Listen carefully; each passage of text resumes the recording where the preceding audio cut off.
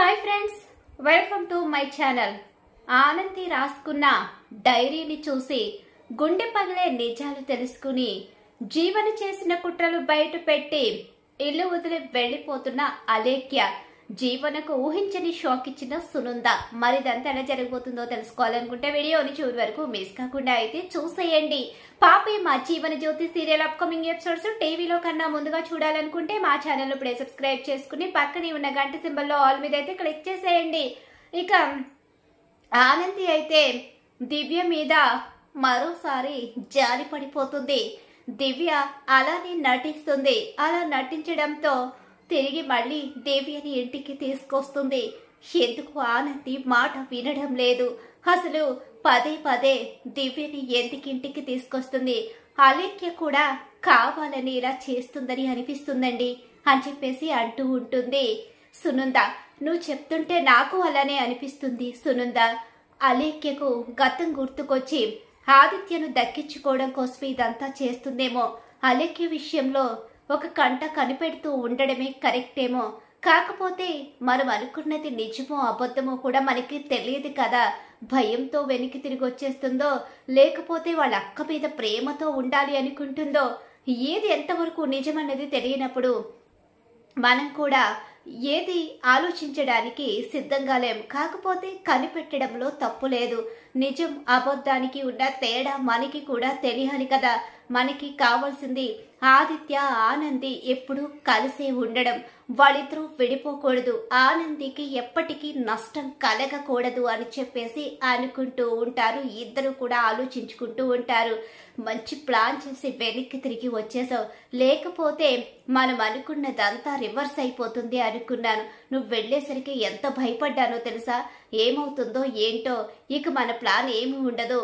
ఇక మీ అక్క ఆనంది అయితే ఎలాగైనా సరే ఆదిత్యను దక్కించేసుకుంటుంది అనుకున్నాను. ఎలా దక్కించుకొనిస్తాను? అయినా ఆదిత్య మనసులో ఆనందికి చోటు లేనప్పుడు ఆదిత్య ఆనందికి ఎలా దగ్గరవుతాడు? తను బాధపడుతూ జీవితం అంతా ఉండిపోతాడు. అందుకే ఎట్టి పరిస్థితిలోని కూడా ఆ ఛాన్స్ ఆనందికి ఇవ్వతలుచుకోలేదు. అక్కగా ఊహించుకున్నానే తప్ప తను నా అక్క కాదు. నేను ప్రేమించిన వాడిని ఎగరేసుకుపోయిన నా శత్రువు. అందుకనే అసలు ప్రేమే లేకుండా నాకు కాబోయే భర్తని ఆస్తి కోసం సొంతం చేసుకున్న అలాంటి ఆడదాన్ని వదిలిపెట్టే ప్రసక్తే లేదు. ఎలాగైనా ఆదిత్యను దక్కించుకునే తీరతాను అని చెప్పేసి అంటూ ఉంటుంది అలేఖ్య. అయితే నువ్వు ఇలా ఉంటేనే కదా నేను అనుకున్నది, మా పెద్దమ్మ అనుకున్నది చెయ్యగలం. ఆనందికి ఎట్టి పరిస్థితిలోని కూడా సంతోషం ఉండకూడదు.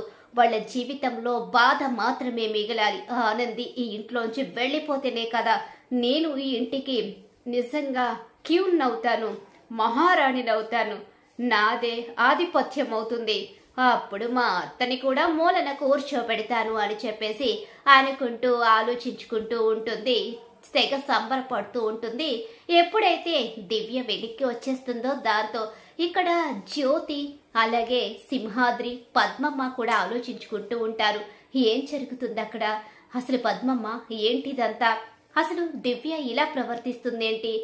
దివ్యకి ఆనంది అంటే ఇష్టమమ్మా. బిడ్డ అంటే చాలా ప్రాణం. అందుకనే దివ్య బిడ్డ దగ్గర నుంచి రానంటుందేమో. ఏమో జ్యోతి, నాకు అర్థం కావడం లేదు అని చెప్పేసి అంటూ ఉంటాడు సూర్య. అవును పద్మమ్మ, నాకు కూడా దివ్య ప్రవర్తన విచిత్రంగానే కనిపిస్తుంది. దివ్యలో ఇక్కడ ఉన్నప్పుడు ఉన్న అమాయకత్వం నాకు కనిపించడం లేదు. ఇక్కడ ఉన్నప్పుడు కేవలం అమాయకత్వం మాత్రమే కనిపించింది. కానీ అక్కడికి వెళ్ళిన తర్వాత తన తెలివితేటలు కూడా నాకు కనిపిస్తున్నాయి. అసలు మన చుట్టూ ఏం జరుగుతుందో మనం కూడా తెలుసుకోవాలి అని జ్యోతి అంటూ ఉంటుంది. జ్యోతి లాయర్ కాబట్టి లాయర్ బ్రెయిన్తో ఆలోచిస్తుంది. అవునమ్మా, నువ్వు లాయరు కదా, రకరకాల లాజిక్లతో ఆలోచిస్తావు. చూద్దాం ఏం జరగబోతుందో.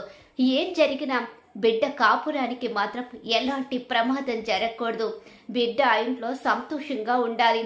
దివ్యని ఎలాగైనా సరే ఇక్కడికి తీసుకొచ్చేసుకోవాలి. కానీ దివ్యని తీసుకురావాలంటే ముఖ్యంగా బిడ్డే అడ్డుపడుతుంది అని చెప్పేసి ఆ సునందమ్మేమో తీసుకువెళ్ళిపోమని చెప్తుంది. కానీ బిడ్డ అడ్డుపడి ఆపేస్తుంది అని ఇక అంటూ ఉంటాడు సింహాద్రి అలాగే పద్మమ్మ. ఇద్దరు కూడా సరే ఆలోచిద్దాం, మీరు టెన్షన్ పడకండి, కుట్టి జీవితానికి ఏం కాదు, కుట్టికి ఏం కాకుండా చూసుకునే బాధ్యత మనందరిది అని చెప్పేసి వాళ్ళు అనుకుంటూ ఆలోచించుకుంటూ ఉంటారు. ఇటు అటు తిరుగుతూ ఉంటుంది, రోజులు గడుస్తూ ఉంటాయి. ఆదిత్యం దక్కించుకోవడానికి ప్లాన్ల మీద ప్లాన్లు, రకరకాల ప్రయత్నాలు జరుగుతూ ఉంటాయి. ఇక ఆదిత్య అయితే మాత్రం నిజం చెప్పాలి అని అనుకుంటూనే తన మనసులో తనే కుమిలిపోతూ ఉంటాడు. ఇక ఒక పక్క అలేఖ్యని ఎలా పంపించాలో తెలియని అయోమయం పరిస్థితిలో సునంద తన భర్త ఇద్దరు ఆలోచించుకుంటూ ఉంటారు. రకరకాలుగా డిస్కషన్లు జరుగుతూ ఉంటాయి. ఇలా అటు ఇటు తిరుగుతూ తన అక్క గదిలోకి వెళుతూ బయటికి వస్తూ అక్కడిని ఎలాగైనా బయటికి గెంటేయాలని ప్లాన్ చేస్తూ ఆదిత్య మనసులో సంపాదించుకోవాల్సిన చోటుని ఇక తనే సంపాదించుకోవాలి. ఎట్టి పరిస్థితుల్లోనే ఆదిత్య మనసులో చోటు ఆనందికి ఉండకూడదు. ఆనందికి ఎలాగా ఆదిత్య మనసులో చోటు లేదు, తన మీద ఇష్టం ఉందని తెగ భ్రమపడుతూ తిరుగుతున్న అలేఖ్యకి ఒక రోజు ఊహించని విధంగా ఆనంది డైరీ అనేది చేతికి దొరుకుతుంది. ఆనంది డైరీ చేతికి దొరకడంతో ఒకసారి ఇక అలేఖ్య, ఏంటిది, ఆదిత్య డైరీయా, ఆనంది డైరీయా, చూద్దాం అసలు ఏం రాసుకుందో, ఎలా నన్ను బయటకు గెంటేయాలని రాసుకుందో, ఎలా ఆదిత్యను సొంతం చేసుకోవాలని రాసుకుందో, అసలు ఆనంది మనసు ఏంటో ఇప్పుడు నాకు కూడా తెలిసిపోతుందని చెప్పేసి డైరీ ఓపెన్ చేసేసరికి అది ఆనంది డైరీ ఆనందిదే అని చెప్పేసి చదువుదామని చెప్పి ఒక్కొక్క పేరా చదువుతుంటుంది. ప్రతి అక్షరంలోని కూడా ఆనంది మంచితనం అమాయకత్వం, ప్రతి ఒక్కరి విషయంలో కూడా ఆనంది ఆలోచన, ఆదిత్య జీవితంలోకి ఆనంది ఎలా వచ్చింది, అసలు జ్యోతి కోసం వచ్చింది, ఆ తర్వాత ఆదిత్య కోసం ఆనంది ఎంత చేసింది, ఆ తర్వాత ఇక ఆనంది ఆదిత్య మనసులో చోటు ఎలా సంపాదించుకుంది, జీవన విషయంలో ఏం జరుగుతుంది, జీవన ఎన్ని విధాలుగా ఇక ఆనంది విషయంలో ఆనంది జీవితాన్ని నాశనం చేయడానికి చూసిన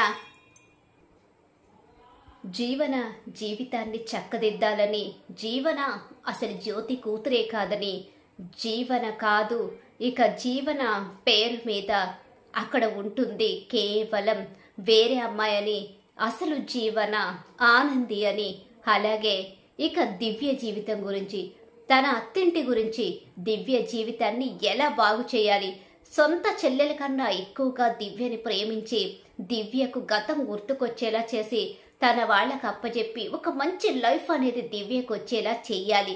అది తన కృషి పట్టుదల కూడా. ప్రతి ఒక్కరూ శ్రీను, అలాగే సునంద, మామయ్య, అలాగే ఇక జ్యోతి, ఇక మిగిలిన కుటుంబ సభ్యులు, తన అమ్మ నాన్న, ఇలా ఒక్కొక్కరి గురించి ఒక్కో రకంగా డైరీలో తన ప్రేమని కురిపిస్తూ వాళ్ళ జీవితాల గురించి ఎంతగా ఆలోచిస్తుందో దివ్య జీవితం గురించి కూడా అంతగా ఆలోచిస్తూ ఆ డైరీలో రాసిన ప్రతి ఒక్క అక్షరాన్ని చదువుకున్న దివ్య కళ్ళల్లో కన్నీళ్లు ఆగకుండా వచ్చేస్తాయి. ఆదిత్య మనసులో ఇంకా తనే ఉన్నాను అనుకుంటూ కేవలం అందరినీ మోసం చేసి ఆదిత్య జీవితంలోకి ఆనంది వచ్చింది అని అనుకుని భ్రమలో ఉన్న దివ్యకి మొత్తం నిజాలు తెలిసిపోతాయి. జీవన చేసిన కుట్రలన్నీ కూడా అర్థమైపోతాయి. దాంతో ఒక్కసారి షాక్ అయి కన్నీళ్లు పెట్టుకుంటూ బ్యాగ్ పట్టుకుని కిందికి వచ్చేస్తుంది. అందరూ కిందుంటారు. ఏంటి, ఎక్కడికి వెళ్తున్నావు దివ్య? పెద్దమ్మ ఇంటికి వెళ్తున్నావా? లేదక్క, మా ఇంటికి వెళ్ళిపోతున్నాను. మీ ఇంటికి అంటే? నేను దివ్యని కాదు, అలేఖ్యని. ఏంటిది, నిజం బయట పెట్టేస్తుందండి. ఏంటి దివ్య, ఏం మాట్లాడుతున్నా నీకు తెలుస్తుందా? నువ్వు మాట్లాడకు. ఏంటి, నా మీద కోపడుతున్నావేంటి? ఏంటి ఆనంది, నీ చెల్లెలు నా మీద కోపడుతుంది? దీనంతటికీ కారణం జీవనయే. నాకు గతం గుర్తుకొచ్చింది, నీ దగ్గరకు వచ్చి చెప్పాలి అనుకున్నాను, కానీ నన్ను చెప్పనివ్వకుండా ఆపేసి నేను ఆదిత్యని ప్రేమించాను. గతంలో మేమిద్దరం ప్రేమించుకున్నాము, కానీ పరిస్థితులు మమ్మల్ని విడదీశాయి. కానీ అదే ప్రేమ ఆదిత్య మనసులో ఉంది. స్వార్థంతో నువ్వు ఆదిత్య జీవితంలోకి వచ్చావని నన్ను నమ్మించి మోసం చేసి నన్ను కూడా నీ దృష్టిలో ఒక మోసగత్తెగా మిగిల్చి నన్ను ఆదిత్యని కలిపి నిన్ను బయటకు గెంటేయాలని జీవన నా చేత ఎంతో నాటకాన్ని ఆడించింది. జీవన చెప్పింది ప్రతిదీ నిజమనుకుని నీ మీద స్వార్థాన్ని పెంచుకుని నిన్ను బయటకు గెంటేసి ఆదిత్య జీవితంలో నేను ఉండాలి అనుకుని గతాన్ని మర్చిపోయిన దానిలాగే నాటకమాడి నిన్ను మోసం చేశాను. నన్ను క్షమించు అక్క అంటూ రెండు చేతులు జోడించి క్షమాపణ చెప్పి నా కోసం వెతకొద్దు, నేను క్షేమంగానే ఉంటాను, నీ చెల్లెలుగా ఎప్పటికీ కూడా ఇక నీ వెన్నంటే ఉంటాను. ఇన్ని రోజులు నేను చేసిన తప్పటికి నన్ను క్షమించక్క, నేను నా ఇంటికే వెళుతున్నాను, నాకేం కాదు అని చెప్పేసి ఆదిత్య కుటుంబానికి క్షమాపణ చెప్పి అలేఖ్య బయలుదేరిపోతుంది. కానీ జీవన విషయంలో సునంద ఎలా క్షమిస్తుంది? ఇంట్లోంచి బయటికి వెళ్ళిపో అంటూ గట్టిగా కేక వేసి జీవనకు దిమ్మతిరిగే షాక్ ఇచ్చేస్తుంది. మరి రాబోయే కథలో ఖచ్చితంగా ఇలా అయితేనే జరగబోతుంది. ఇలా జరగాలని మీరు కూడా కోరుకుంటున్నారు కదా. అయితే వీడియోని లైక్ చేసేసి పాపే మా Jeevan Jyoti serial upcoming episodes టీవీలో కన్నా ముందుగా చూడాలనుకుంటే మా ఛానల్ ఇప్పుడే సబ్స్క్రైబ్ చేసుకు పక్కన ఉన్న గంట సింబల్ ఆల్ మీద క్లిక్ చేసేయండి.